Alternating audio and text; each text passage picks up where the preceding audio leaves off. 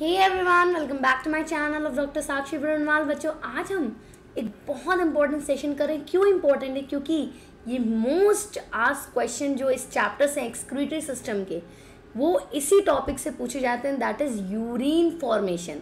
और इसका एक और बहुत इंपॉर्टेंस है कि बहुत बच्चे इसमें कंफ्यूज होते हैं, क्योंकि किसका रीअब्जॉर्प्शन हो रहा है, किसका सिक्रीशन हो रहा है, क्या हो रहा है, किस पार्ट में कैसे हो रहा है, वो सारी एक्टिव हो रहा है कि पैसिव हो रहा है, ये सारी चीज़ें आपको कंफ्यूज करती हैं। बट अब नो मोर कंफ्यूजन, बस आपको जैसे समझ में आया आप बोलेंगे बिंगो। ओके, तो let's get started. Let me introduce myself. मेरा नाम है doctor Sakshi Barnwal and I am a BDS gold medalist from MS Ramaiah dental college.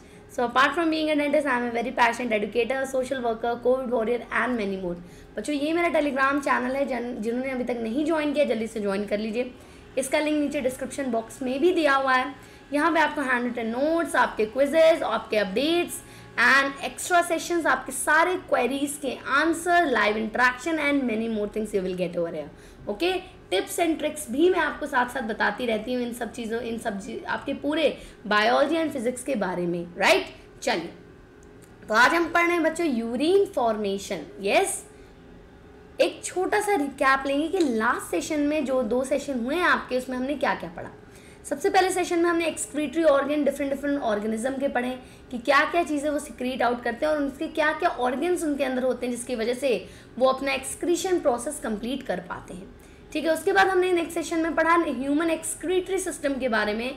इसमें हमने मेनली किडनी के स्ट्रक्चर को ध्यान में रखा और नेफ्रॉन जो कि उसकी फंक्शनल यूनिट है उसके बारे में जाना कि उसमें कौन कौन से स्ट्रक्चर प्रेजेंट होते हैं। And finally we came to urea formation, जिसमें आपके 3 ATP का यूटिलाइजेशन होता है by forming 1 molecule of urea. और ये किससे बन रहा है? 2 अमोनिया के मॉलिक्यूल से और 1 कार्बन डाइऑक्साइड के मॉलिक्यूल से। क्लियर है? तो ये सारी चीज़ें हमने लास्ट सेशन में पढ़ी। आज हम यूरिन फॉर्मेशन पढ़ने वाले हैं। भैया, जो हमारा मेनली एक्सक्रीटरी प्रोडक्ट होता है वो यूरिन होता है। उसमें हाई कॉन्सेंट्रेशन ऑफ लाइक कहेंगे टॉक्सिक चीज़ें, सब्सटेंसेस प्रेजेंट होती हैं, जो कि बहुत ही ज़्यादा बॉडी के लिए वेस्ट होता है और अच्छा भी नहीं होता अगर बॉडी के अंदर एब्जॉर्ब हो जाए।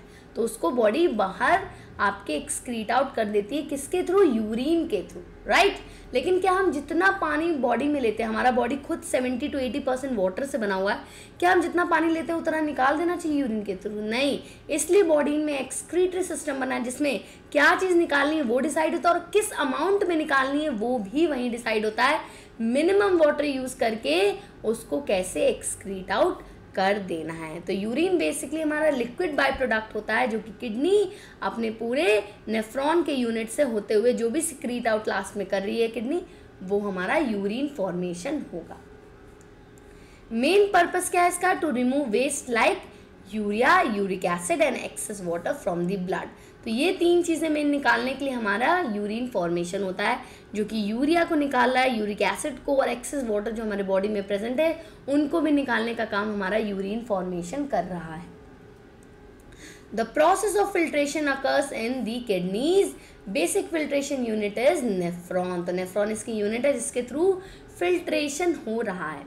Each kidney has 1 million of nephron pack together. Right, इतने सारे नेफ्रॉन आपके एक साथ पैक होते हैं। इतनी से तो किडनी है, उसके अंदर समझ लो 10-10 लाख से भी ज़्यादा आपके न्यूरॉन प्रेजेंट है। सो माइन्यूट दे विल बी, मतलब कितने छोटे और कितने बारीक होंगे कि इतने सारे न्यूरॉन इसके अंदर आ जाते हैं। Sorry, it's nephron, it's not neuron. देखो, मैम भी बार बार नेफ्रॉन में न्यूरॉन बोलने लगे। I am really sorry, it's nephron बेटा, इट्स नेफ्रॉन। न्यूरॉन कहाँ है? ब्रेन में होता है। ठीक, ये कंफ्यूजन मुझे अपने चाइल्डहुड डेज में बहुत होता था, इसलिए मैं आपको भी क्लियर करी हूँ। देखो, आज मैं बोलते बोलते कभी कभार गुम हो जाती हूँ। मैं बोलना वही चाहती हूँ बट निकल कुछ और है, इसलिए एग्जाम में ये ज़रूर ध्यान देना मित्र, बुद्धू वाला काम मत करना। तो यूरिन फॉर्मेशन के 3 स्टेप होते हैं। पहला होता है अल्ट्रा फिल्ट्रेशन, यानी कि पूरी तरह से एकदम बारीकी से पूरे चीज़ों को फिल्टर आउट करने कि भैया इसमें कोई भी ऐसी चीज़ ना आ पाए जो कि हमारे बॉडी को जिसकी ज़रूरत है और जिसको हमें एक्सक्रीट बिल्कुल नहीं करना। तो जितने भी हैवी पार्टिकल हैं वो तो रह जाते हैं। तो अल्ट्रा फिल्ट्रेशन होता है पहला, और दूसरा होता है रीएब्जॉर्प्शन।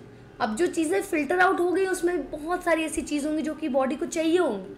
ठीक है, बहुत सारा फिल्ट्रेशन होता है, बट पानी की मात्रा बड़ी ज़्यादा होती है और बॉडी को बिल्कुल भी बर्दाश्त नहीं कि पानी बहुत ज़्यादा बॉडी से आउट हो जाए, क्योंकि पानी की वजह से बहुत सारी चीज़ें चल रही हैं, लिविंग हम क्यों हैं, क्योंकि पानी है हमारे अंदर, राइट। तो रीअब्जॉर्प्शन किस चीज़ का, इलेक्ट्रोलाइट का, ठीक है, आपके बहुत सारे प्रोडक्ट्स का, आपके वाटर का होता है, जैसा कि बॉडी को ज़रूरत होती है। तीसरा है सिक्रीशन, कुछ ऐसे प्रोडक्ट और होते हैं जो कि सिक्रीट आउट होने होते हैं from interstitial fluid to the excretory waste, okay. तो वो सारे सिक्रीशन होता है और फाइनली ये पूरे यूरिन फॉर्मेशन का प्रोसीजर कंप्लीट होता है। तो स्टेप बाय स्टेप देखेंगे, पहला अल्ट्राफिल्ट्रेशन, फिर रीएब्जॉर्प्शन और फाइनली सिक्रीशन, राइट। सिक्रीशन किससे होगा, ट्यूब्यूल से होगा, इसलिए इसको कहेंगे ट्यूबुलर सिक्रीशन, राइट। चलो, तो यहाँ एक बेसिक स्ट्रक्चर है, एफरेंट आर्टेरियोल है जो कि आपके ब्लड को ले आ रहा है, फिर वो एफरेंट क्या बनाता है, ग्लोमेरुलस बोमेंस कैप्सूल में, और फाइनली एफरेंट आर्टेरियोल आगे बढ़ता है और पेरिट्यूबुलर कैपिलरीज बना के फाइनली आपके वासा रेक्टा बनाते हुए रीनल वेन में जाके मिल जाता है। क्लियर है। तो इन्हीं सारे प्रोसेस में क्या इन्वॉल्व है, आपका filtration, reabsorption, secretion and finally excretion होता है। ठीक है, यहाँ पे एक सिंपल सा फॉर्मूला भी लिखा है, देखो, excretion is equals to filtration minus reabsorption plus secretion, यानी कि रीअब्जॉर्प्शन जो हो गई चीज़ें वो माइनस कर दो फिल्ट्रेशन से, और जो सिक्रीशन वो ऐड कर दो फिल्ट्रेशन में, तब आपका एक्सक्रीटरी प्रोडक्ट बनेगा। अल्ट्रा फिल्ट्रेशन की बात करें तो भाई नेफ्रॉन के अंदर माइक्रो फिल्टर प्रेजेंट है, जो कि बहुत ही अच्छा फिल्ट्रेशन प्रोसेस आपका कवर अप कर रहा है। फर्स्ट स्टेप क्या होगा, यूरिन फॉर्मेशन में मैल्फिजियन बॉडी करेगी, that is filtration of blood, किसके थ्रू, ग्लोमेरुलस के थ्रू, किसके थ्रू, ग्लोमेरुलस के थ्रू, जो कि ब्लड को फिल्टर आउट करता है। अगर हम बात करें यहाँ पे बोमेंस कैप्सूल की, तो इस तरह का होगा, इसके अंदर खूब सारे आपके ग्लोमेरुलस होंगे, इससे जो फिल्ट्रेशन होगा वो क्या होगा, आपका पहला स्टेप होगा अल्ट्रा फिल्ट्रेशन का। क्लियर है, जो कि मैल्फिजियन कैप्सूल्स आपके नेफ्रॉन के उसके अंदर होता है। यहाँ पे देखिए कितना क्लियर पिक्चर है, ये रहा ग्लोमेरुलस और ये रहा बोमेंस कैप्सूल, कितना अच्छे से चीज़ें फिल्टर आउट हो रहा है। बहुत ही बढ़िया डायग्राम है, डायग्रामेटिक रिप्रेजेंटेशन, जिससे आपको समझ में भी आएगा कि कैसे फिल्ट्रेशन हो रहा है।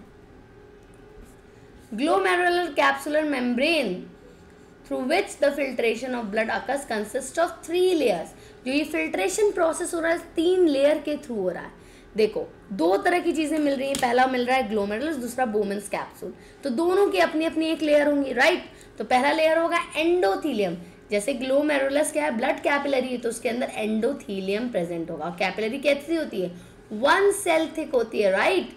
तो कैपिलरीज जो एंडोथीलियम होगा, यानी ग्लोमेरुलर एंडोथीलियम, वो एक लेयर होगी। दूसरी होगी एपिथीलियम ऑफ बोमेंस कैप्सूल, बोमेंस कैप्सूल भी तो अपनी लाइनिंग रखा होगा, उसकी जो एपिथीलियम होंगी वो दूसरी लेयर होंगी आपकी, ठीक है। और तीसरी होगा उन दोनों का अटैच करने वाला बेसमेंट मेम्ब्रेन, जो कि दोनों लेयर्स को करीब लेके आ रहा है, दोनों का अटैच कर रहा है, दैट इज बेसमेंट मेम्ब्रेन। तो इन तीनों लेयर से फिल्टर आउट होके आपके जीएफआर ग्लोमेरुलर फिल्ट्रेशन हो पाता है। क्लियर है। चलिए, 3 चीज़ें आपको याद रखनी है, बहुत ईजी है याद करने को। एक ग्लोमेरुलस का लेयर होगा, एक आपका वोमेंस कैप्सूल का, और एक दोनों को ज्वाइन करने वाला, तो ऐसे आप नाम याद रख लेंगे। क्लियर है। Plasma fluid filters out from glomerular capillaries is called glomerular filtrate. जो कि प्लाज्मा से फिल्टर आउट हो रहे हैं ब्लड, उसको क्या कहेंगे, glomerular filtrate, right. Blood plasma से जो भी फ्लूइड आ रहा है, ठीक है, उसमें प्रोटीन बहुत कम होंगे, क्योंकि प्रोटीन बहुत हैवी वेट वाले वो अंदर ही रह जाएंगे, क्योंकि फिल्टर हो ही नहीं सकते।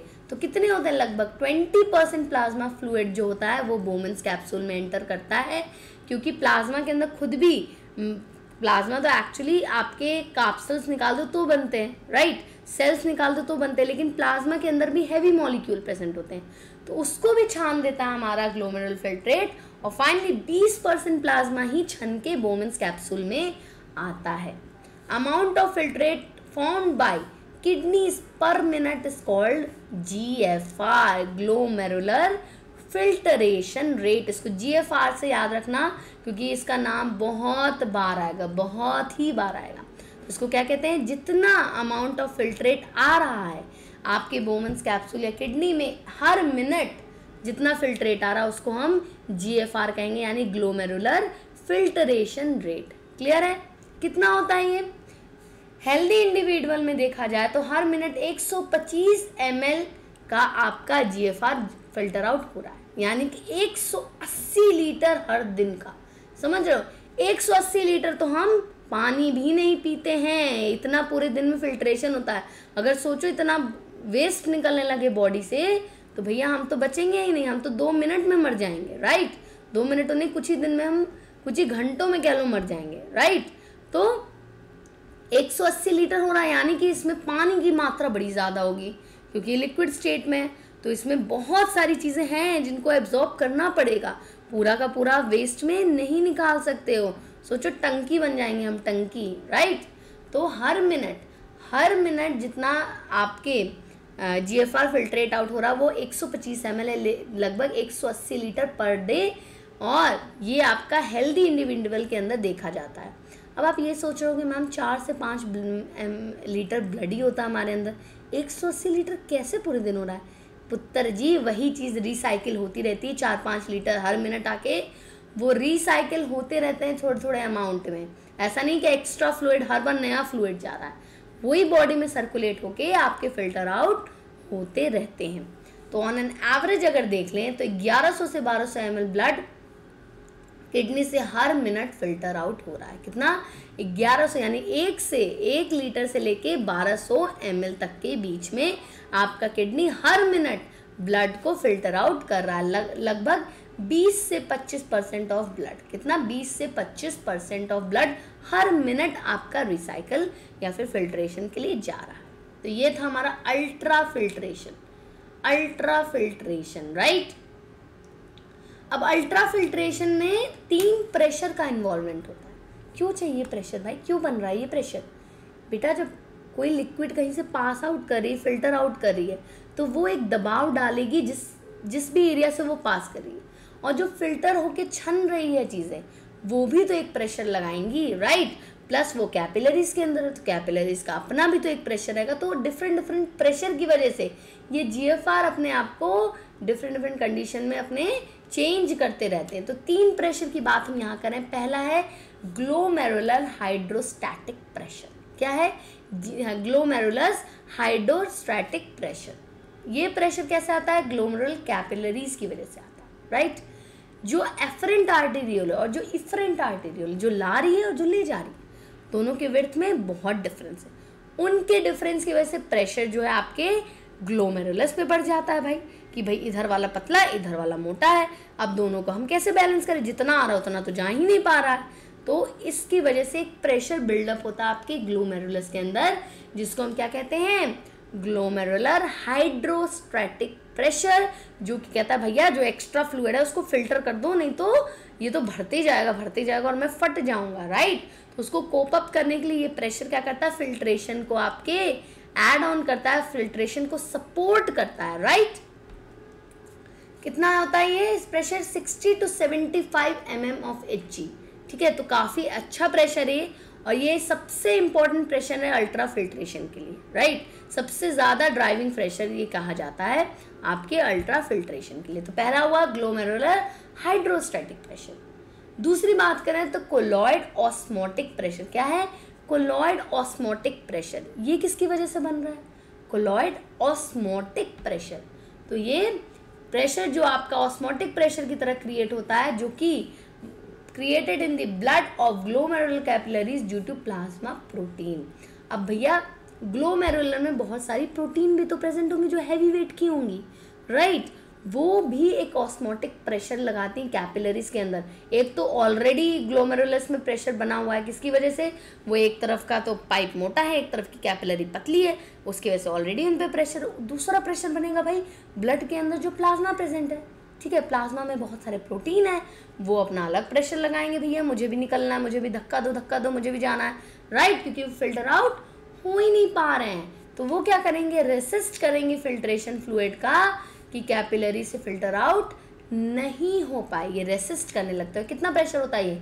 30 to 32 mm ऑफ Hg। तो दूसरा प्रेशर हुआ कोलॉइडल ऑस्मोटिक प्रेशर, जो कि आपके प्रोटीन की वजह से, प्लाज्मा प्रोटीन की वजह से हो रहा है, राइट।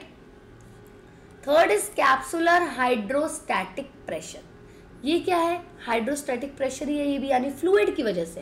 कैप्सुलर यानी कि अब ये बोमेंस कैप्सूल के अंदर बात हो रही है, ठीक है। तो ये प्रेशर फ्लूइड की वजह से हो रहा है जो कि बोमेंस कैप्सूल के अंदर फिल्टर आउट हो गए हैं।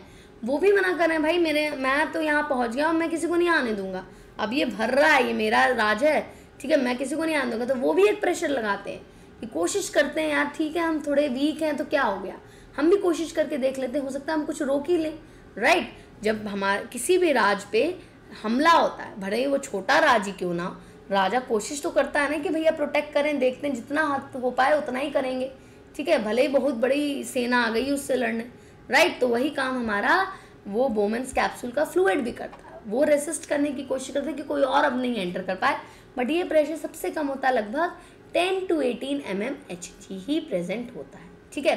तो ये 3 तरह के प्रेशर थे आपके, glomerular hydrostatic pressure, colloidal osmotic pressure और कैप्सुलर हाइड्रोस्टैटिक प्रेशर। ये 3 प्रेशर है जिसमें से एक आपकी हेल्प कर रहा है फिल्ट्रेशन में, that is glomerular hydrostatic pressure. बाकी दोनों प्रेशर आपके रेजिस्ट कर रहे हैं आपके फिल्ट्रेशन को। तो क्या होगा हमारा नेट फिल्ट्रेशन प्रेशर जो होता है, total filtration net filtration pressure कितना होगा, GHP यानी ग्लोमेरुलर हाइड्रोस्टैटिक प्रेशर माइनस इन दोनों प्रेशर को ऐड कर दो, यानी COP प्लस आपके CHP, इन दोनों को ऐड करके इसमें से माइनस कर दो, तो टोटल प्रेशर कितना बन रहा है, 75 से 60 बोला था, 60 to 75 बोला था, ठीक है, माइनस 32 प्लस 18, इसका रेंज होता है 60 to 75, लगभग 10 से 25 mmHg के बीच में ये प्रेशर आपका आएगा। क्लियर है, तो इतना सफिशिएंट होता है अल्ट्रा फिल्ट्रेशन कराने के लिए। तो पॉजिटिव ही at the end, positive pressure ही जिसकी वजह से फिल्ट्रेशन हो पा रहा है, क्योंकि आपका GHP is very high, right. Juxtaglomerular apparatus, अब ये एक अपैरेटस है जो कि बहुत इंपॉर्टेंट है समझना, क्यों, क्योंकि इसकी वजह से बहुत सारे GFR में बहुत मदद मिलती है। कई बार ऐसी सिचुएशन आती है जब GFR लो होने लगता है, घटने लगता है, तो भैया GFR को भी तो कुछ चाहिए कि उसका वापस से नॉर्मलाइज कर दे, उसको घटने वटने ना दे, ठीक है। तो उसके लिए आपका जक्स्टाग्लोमेरुलर अपैरेटस काम आता है। क्या होता है इसमें, किडनी जो है अपना बैकअप रखी रहती है कि भैया मेरे को भी कोई दिक्कत होगी तो बैकअप होना चाहिए, वेट नहीं कर सकते हैं, ठीक है। तो बॉडी अपने लिए ही भी बैकअप रखा रहता है हमेशा, ठीक, तो कि वो अपने GFR को रेगुलेट कर पाए। वो किसके थ्रू करता है, जक्स्टाग्लोमेरुलर अपैरेटस के थ्रू। किसके थ्रू, JGA, जक्स्टाग्लोमेरुलर अपैरेटस के थ्रू। क्या हो रहा है इसमें, इसमें क्या हो रहा है आपका जक्स्टाग्लोमेरुलर अपैरेटस में सेंसिटिव रीजन होते हैं, ठीक है, सेंसिटिव रीजन होते हैं जो डिस्टल कॉन्वोल्यूटेड ट्यूब्यूल के साइड होते हैं और एफरेंट आर्टेरियोल में होते हैं, जो कि उनको सिग्नल प्रोवाइड करते हैं जब आपका GFR डाउन जा रहा है। क्या हो रहा है, GFR लो हो रहा है, राइट। जैसे ही GFR घटता है वे जक्स्टाग्लोमेरुलर अपैरेटस को एक्टिवेट कर देते हैं, उनके सेल को एक्टिवेट कर देते हैं और वो रिलीज करते हैं एक हार्मोन। यहाँ पे एक हार्मोन निकल रहा है जिसका नाम है रेनिन। अब बेटा ये बड़ा ही कंफ्यूजिंग मोमेंट आ गया है, क्यों आ गया, चलो बात करें। तो हार्मोन निकला भाई रेनिन, कहाँ से निकला, जक्स्टाग्लोमेरुलर अपैरेटस से, उनके सेल से। रेनिन की स्पेलिंग क्या है, RENIN। एक रेनिन हमने डाइजेस्टिव सिस्टम में पढ़ा था, उसका स्पेलिंग था renin, NNIN, right. This was a enzyme. ये कहाँ देखा जा रहा था, जब कर्डलिंग ऑफ मिल्क किया जाता है, ठीक है, मिल्क प्रोडक्ट जब बच्चे में भी दूध दिया जाता है तो कर्डलिंग होती है, किसकी वजह से, इसी रेनिन एंजाइम की वजह से, जो पैराकेसिन और केसिन वाला काम करता है, राइट। तो केसिन को बनाने में आपका रेनिन मदद कर रहा है, यानी कि कर्डलिंग ऑफ मिल्क में मदद कर रहा है। छोटे बच्चों में इनकी मात्रा ज़्यादा देखी जाती है क्योंकि वो दूध पे ही निर्भर रहते हैं। लेकिन यहाँ पे जो हम जिसकी बात कर रहे हैं रेनिन, वो एक हार्मोन और इसमें सिंगल N है। तो अगेन ये क्वेश्चन आपके एग्जाम में PYQ के फॉर्म में आएगा और ऑप्शन में दोनों रेनिन रहेगा और आपको ध्यान देना होगा कि भाई यहाँ पे हार्मोन है और यहाँ पे एंजाइम है। क्लियर है, तो ये जो रेनिन निकल रहा है RANIN वाला रेनिन, जो कि हमारे किससे निकल रहा है, जक्स्टाग्लोमेरुलर अपैरेटस से निकल रहा है। ये हमारे GFR को रेगुलेट करता है और उसको नॉर्मलाइज करने में मदद करता है। तो ये हार्मोन हमारे जीएफआर जब भी घटता है तो जक्स्ट्रा ग्लोमेरुलर एपरेटस अपने सेल से एक्टिवेट होकर रेनिन निकालता है, जो कि वापस से आपके जीएफआर को नॉर्मलाइज कर देता है। क्लियर है? अभी यहाँ पे बहुत सारा चीज़ें क्लियर होगा कि भाई यहाँ पर रेनिन बहुत कंफ्यूज करता है। दूसरा, कैसे रेगुलेट हो रहा है जीएफआर, इतना हद तक आपसे नहीं पूछेगा, जितना बताया जा रहा है उतना समझिए। मुझे पता है बहुत क्यूरियोसिटी होती है, मैम कैसे हो गया ये, तो इतना पूछा नहीं जाएगा। आप बेटा एग्जाम पास आ रहा है तो टाइम वेस्ट करने से कोई मतलब नहीं है। तो जो चीज़ हमें ज़रूरत है, जिससे हमारे नंबर हमें मिल जाएंगे, हमें वही पढ़ना है, राइट। नेक्स्ट है सेलेक्टिव ट्यूबुलर रीअब्जॉर्प्शन। हमने पढ़ लिया अल्ट्रा फिल्ट्रेशन, अब रीअब्जॉर्प्शन की बारी। भैया बहुत सारा चीज़ फिल्टर आउट हुआ है, इतना सारा थोड़ी ना एक्सक्रीट आउट करेंगे, तो अब बारी है रीअब्जॉर्प्शन की। अब मेन काम आएगा डिफरेंट एरियाज जो हमारे नेफ्रॉन के अंदर कहाँ पे किस चीज़ का एब्जॉर्प्शन हो रहा है, किस तरीके से हो रहा है, एक्टिवली कर रहा है या पैसिवली कर रहा है, ये सारी चीज़ें अब हम पढ़ेंगे। Reabsorption is a process due to which the useful constituents of glomerular filtrate are returned into blood stream। जो important constituent होंगे हमारे glomerular filtrate के, उसको वापस से blood stream में डाल दिया जाएगा। Reabsorption, absorption नहीं बेटा, absorption हो चुका है। यहाँ पे क्या हो रहा है, वेस्ट की तरह निकाला गया, उसमें से reabsorb हो रहा है, वापस से निकाल रहे हैं। भैया फिल्टर आउट हो गया, लेकिन फिर से कई बार हम क्या करते हैं, घर में जब सफाई करना होता है तो बहुत सारा कूड़ा इकट्ठा हो जाता है कि भैया दिवाली की सफाई कर रहे हैं तो एक एक कबर्ड खोल के सामान अलग अलग कर रहे हैं, लेकिन उसको कूड़ा इकट्ठे करने के बाद फिर हम जाके चेक करते हैं कि इसमें कुछ काम का तो नहीं रह गया है। अगर काम का रह जाता तो उसमें से चुन के वो भी निकाल लेते हैं, राइट। तो बस वही काम यहाँ पे रीअब्जॉर्प्शन के मार्फत हो रहा है। ठीक है, हमने फिल्ट्रेशन कर दिया, हमने सोच लिया है कि ठीक है चलो इसमें गंदगी निकल गई, लेकिन एक बार चेक तो कर लें कहीं कुछ एक्स्ट्रा तो नहीं चला गया है, कहीं ऐसी चीज़ तो नहीं चली गई जो हमारे बॉडी को ज़रूरत है। तो वहाँ के लिए उसके लिए रीअब्जॉर्प्शन होता है। और रीअब्जॉर्प्शन में 99% फिल्ट्रेट आपका रीअब्जॉर्ब हो जाता है रीनल ट्यूब्यूल के through. 99%, can you even imagine. 99% चीज़ फालतू चली गई होती है, वो हमें चाहिए, हम नहीं देना चाहते हैं, लेकिन चली गई, उसको वापस लेना पड़ेगा, राइट।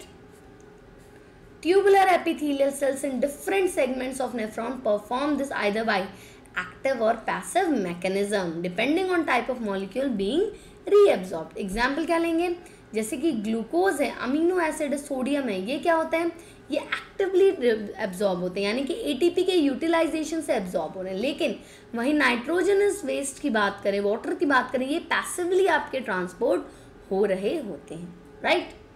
चलो पीसीटी जब हमने लास्ट क्लास में पढ़ा तो इसके अंदर क्या था, brush border simple cuboidal epithelium था जो कि सरफेस एरिया को बढ़ा रहा था, ठीक है। तो ये एसेंशियल होते हैं क्योंकि यहाँ पे 70 to 80% ऑफ इलेक्ट्रोलाइट और वाटर रीअब्सॉर्ब हो जाता है, यानी कि पीसीटी का सबसे तगड़ा रोल है रीअब्सॉर्प्शन में। अब ध्यान दीजिएगा, एकदम ध्यान समय हटाना नहीं, समझ रहे हो, बहुत इंपॉर्टेंट है, कुछ भी छूटा ना कॉन्सेप्ट हिल जाएगा, समझ रहे हो। तो पीसीटी सबसे ज़्यादा रीअब्सॉर्प्शन करा, कितना, 70 से 80% तक का इलेक्ट्रोलाइट और वाटर इस सेगमेंट में रीअब्सॉर्ब करा। सबसे ज़्यादा रीअब्सॉर्प्शन कौन किया, क्वेश्चन आया, पीसीटी किया, right. PCT does the maximum reabsorption, बन गया क्वेश्चन एक। चलिए,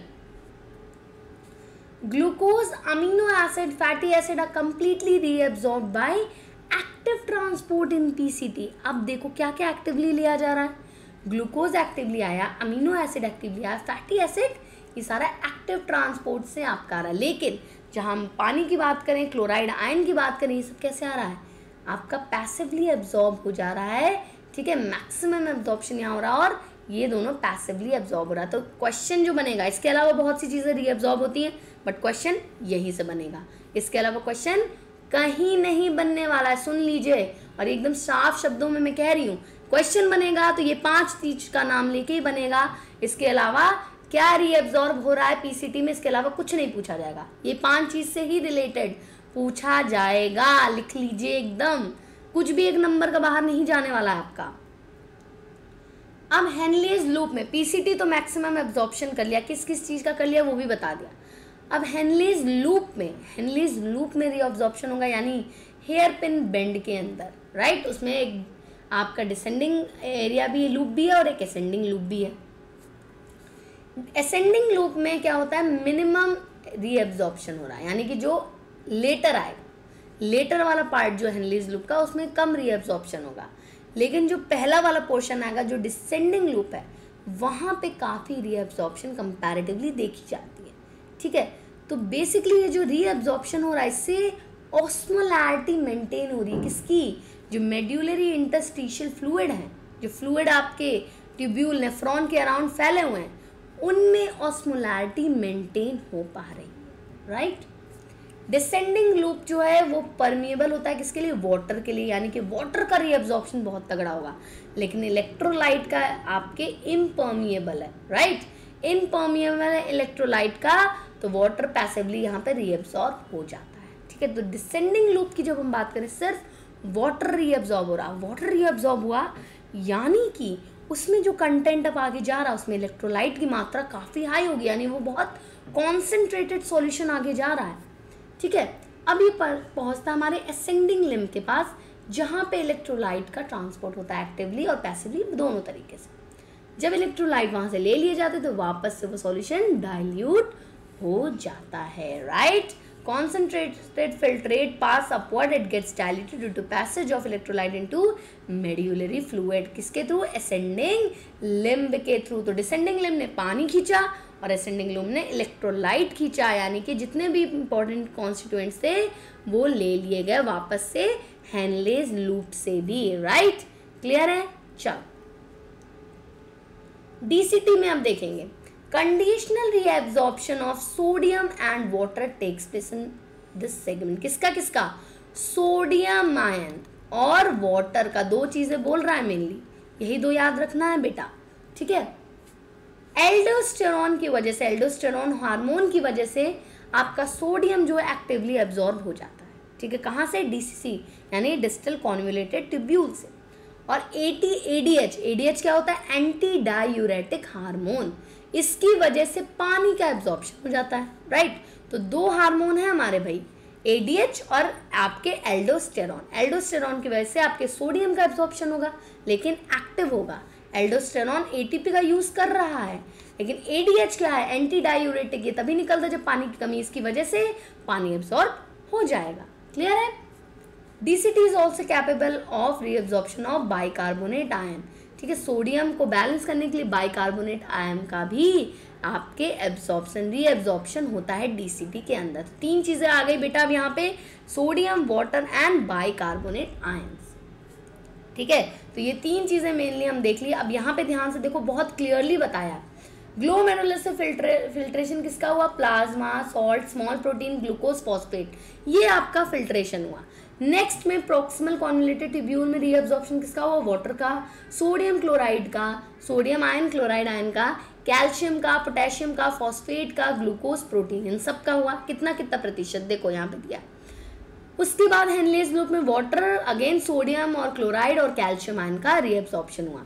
फिर डिस्टल कॉन्वोल्यूटेड ट्यूब्यूल में अगेन वाटर, सोडियम और chloride ion, calcium, potassium, phosphorus का रीअब्जॉर्प्शन हो रहा है, यानी कि यहाँ पे रीअब्जॉर्प्शन का पूरा प्रोसेस कंप्लीट हो जाता है। और फाइनली जो ये आपके फिल्ट्रेट होंगे, जितने भी जो भी उसमें बचा होगा, वो आपका कलेक्टिंग डक्ट में पहुंचता है। कहाँ पहुंचता है, कलेक्टिंग डक्ट में पहुंचता है। लेकिन कलेक्टिंग डक्ट के अंदर भी कौन रहता है, एडीएच, एंटी डायूरेटिक हार्मोन। तो ये फर्दर क्या करता है, हमारे यूरिन में से पानी को खींच लेता है। भाई पानी बहुत जरूरी, जब बहुत एक्सेस होता है तब हम बहुत ही रैंडम, जब कभी आप महसूस करना, जब आप दिन में लगातार पानी पीने लगो, ठीक है, आपको नॉर्मल इनटेक से ज़्यादा अचानक से एक दिन आप पीने लगे कि चलो आज से हमें ज़्यादा पानी पीना है, अब आज से हर आप 1 घंटे बाद आधा लीटर पानी ऐसे करके पी ले, ठीक है, 2 घंटे उनते में। तो जब आप लगातार से ज़्यादा पानी पीते हो, आप ज़्यादा वॉशरूम जाने लगते। क्यों? क्योंकि भैया बॉडी कहता है इतना पानी हमको अभी नहीं चाहिए, तो वो वापस से आपके एक्सक्रीट आउट कराता है। लेकिन जब आप नॉर्मल पानी पीते रहते हो, जो आपने हैबिट बना रखी है, हैबिट चेंज कर सकते हो नो डाउट, तब पानी का आपका यूरिन का फिर से मॉडिफिकेशन हो जाएगा। लेकिन जो नॉर्मली से आप हटते हो, तब तुरंत यूरिन के कॉन्सेंट्रेशन में चेंज दिखी जाती है। अगर कम पानी पी रहे हो तो यूरिन ज़्यादा येलोइश दिखती है क्योंकि पानी का एब्जॉर्प्शन ज़्यादा हो रहा है, क्योंकि पानी की कमी ऑलरेडी बॉडी में चल रही है। लेकिन जब आप ज़्यादा पानी पीते हो तो देखते हो more amount of urine you excrete out. तो ये अंतर आपका आता है। तो कलेक्टिंग डक्ट जो भी आपको एक्स्ट्रा पानी आप लगता है वो फाइनली एब्जॉर्ब करता है और यूरिया को आपके थोड़ा सा यूरिया भी एब्जॉर्ब कर लेता है फिल्ट्रेट से, ताकि वो आपके इंटरस्टिशियल फ्लूइड का अगेन ऑस्मोलैरिटी को मेंटेन कर पाए। तो दो चीज़ें रीअब्जॉर्ब हो रही है, वाटर और यूरिया। यूरिया बहुत माइन्यूट क्वांटिटी में रीअब्जॉर्ब होता है, बाकी पानी रीअब्जॉर्ब होता है। फाइनली यूरिन कॉन्सेंट्रेटेड मात्रा में बन चुका रहता है यहाँ पे कलेक्टिंग डक्ट के अंदर। क्लियर है? तो ऐसे हो गया आपका क्या, अब reabsorption. Last but not the least is tubular secretion. Secretion किस चीज़ का हो रहा है भाई? बहुत चीज़ रीअब्जॉर्ब हो गई, कुछ डालना भी है क्या? बिल्कुल बिल्कुल सिक्रीशन।